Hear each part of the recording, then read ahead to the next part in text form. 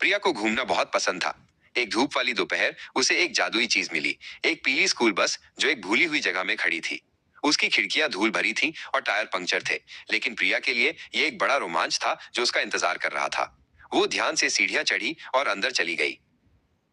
बस के अंदर शांति थी। सीटें फटी हुई थीं और हर जगह धूल की एक पतली परत जमी हुई थी। प्रिया गलियारे में चली, खाली सीटों के पीछे अपना हाथ फेरती हुई। जैसे ही वो सामने पहुंची, हवा में अचानक एक ठंडक भर गई और ड्राइवर की सीट पर एक हल्की चमकती हुई आकृति दिखाई दी। वो आकृति एक दयालु दिखने वाला आदमी था जिसकी मुस्कान सौम्य थी। नमस्ते, उसने कहा। उसकी आवाज पुरानी पत्तियों की सरसराहट जैसी थी। मेरा नाम एंटनी है। मैं इस बस को चलाया करता था। मुझे लगता है कि अब मैं एक भूत हूँ। प्रिया डरी नहीं।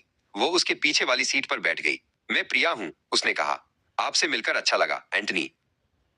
एंटनी को साथ पाकर वो खुश लग रहा था। उसने धूल भरे विंडशील्ड से बाहर देखा।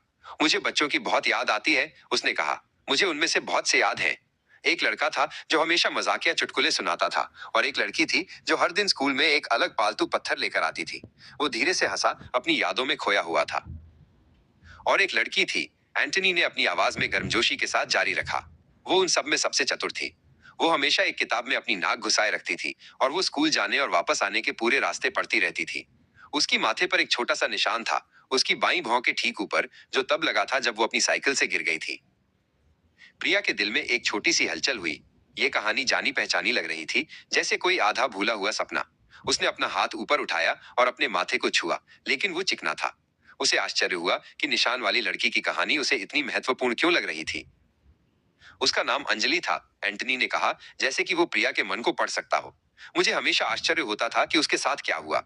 मुझे उम्मीद है कि वो बड़ी होकर एक शानदार वैज्ञानिक या एक प्रसिद्ध लेखिका बनी होगी, उन सभी किताबों के साथ जो उसने पढ़ी थी। सूरज क्षितिज के नीचे डूबने लगा और बस के अंदर की रोशनी गहरे नारंगी रंग में बदल गई। एंटनी की आकृति चमकने लगी और गायब होने लगी। देर हो रही है, उसने कहा। उसकी आवाज धीमी होती जा रही थी। मुझे अब जाना होगा। मेरी कहानियों को सुनने के लिए धन्यवाद प्रिया। याद करना अच्छा था। सूरज की आखिरी किरण के साथ एंटनी चला गया। बस फिर से एक पुरानी खाली बस थी। प्रिया को उदासी और आश्चर्य का मिला जुला एहसास हुआ। वो बस से नीचे उतरी और मैदान में दौड़ने लगी। अंजलि और एंटनी की कहानी उसके दिमाग में गूंज रही थी।